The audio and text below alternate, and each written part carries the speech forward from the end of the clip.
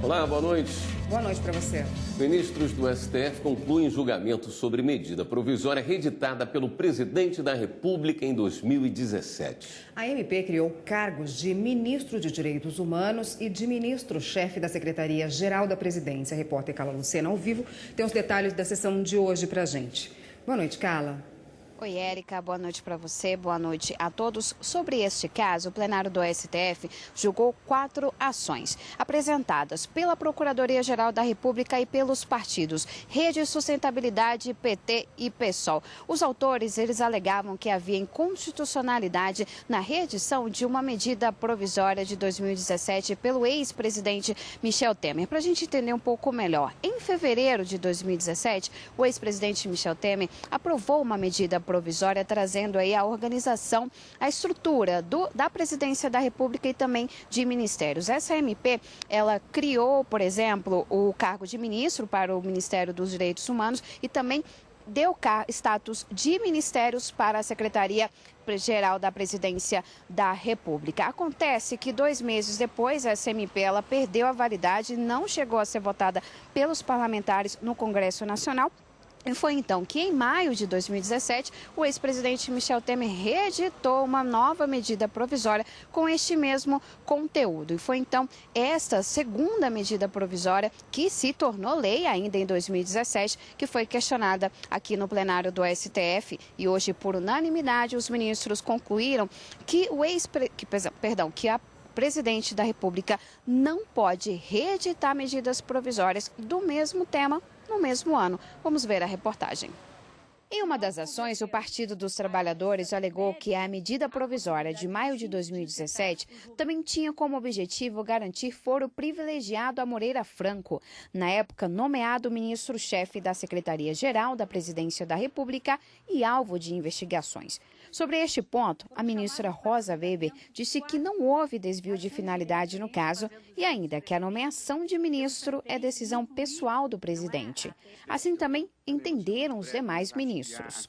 O argumento de que a criação da Secretaria-Geral da Presidência da República com status de Ministério de Estado implica burla aos postulados constitucionais de moralidade e probidade na administração pública, a mim não convence e não se sustenta do ponto de vista jurídico, porque a criação ou extinção de ministérios e órgãos da Presidência da República está, repito, no campo decisional do chefe do Poder Executivo.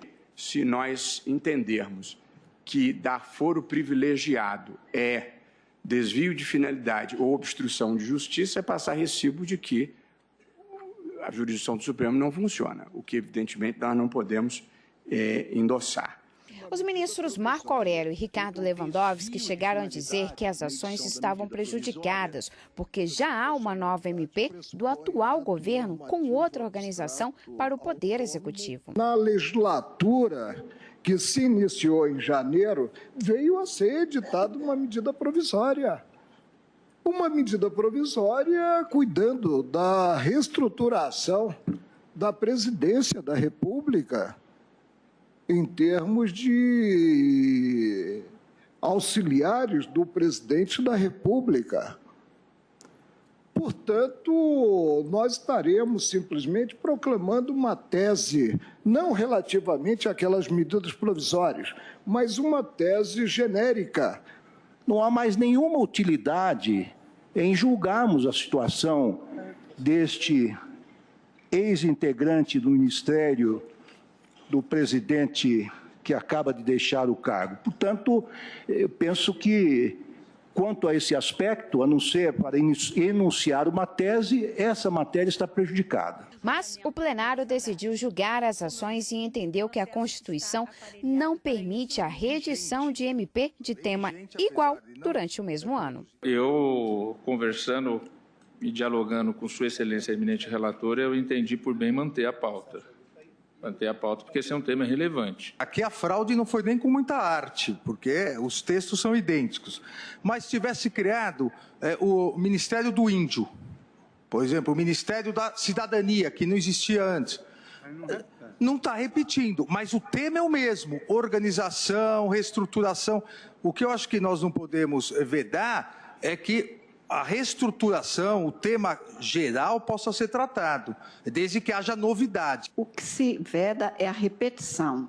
Se incluir, e talvez seja isso que a ministra Rosa chama atenção, um único item para burlar e dizer outra coisa, é que não pode. E a explicação dos votos deixa claro que é exatamente isso. Quer dizer, nada que conduza a uma forma de burlar a vedação constitucional é aceitável. Embora essa medida provisória 782 tenha conteúdo mais abrangente que a medida provisória 768, o texto foi reproduzido por aquela, de sorte que é evidente a repetição e a reedição do seu objeto.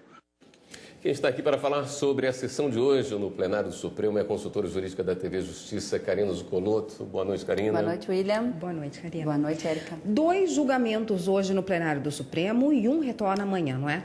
É, exatamente. Sem dúvida alguma, o concluído foi esse da medida provisória, que os ministros acabaram por votação unânime, entendendo que havia uma inconstitucionalidade na lei de conversão, e logo depois do intervalo foram apregoadas 3 ações diretas de inconstitucionalidade, todas elas na pauta de julgamentos, cujos relatórios foram feitos por 3 relatores diferentes, mas que tratam do mesmo assunto. Sustentações orais feitas, o ministro Dias Toffoli disse que esses serão os primeiros processos a serem apregoados na sessão plenária de amanhã, quinta-feira, a partir das 14 horas.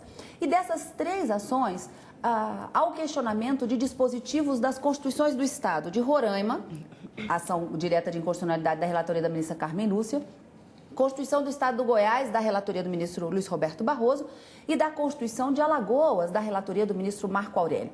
Todas elas trariam, dentro dos dispositivos questionados, a criação do cargo de procurador autárquico, como se fosse um órgão paralelo à Procuradoria do Estado, que, segundo o ministro Luiz Roberto Barroso, na ADI do Estado de Goiás, que deferiu, inclusive, a medida cautelar, disse que, a princípio, a Constituição só estabelece a representatividade judicial, essa representação judicial e a consultoria jurídica do Estado aos procuradores do Estado e, no caso do Distrito Federal, ao Distrito Federal. Não haveria a criação desses procuradores autárquicos na Constituição Federal e aí concede a medida cautelar.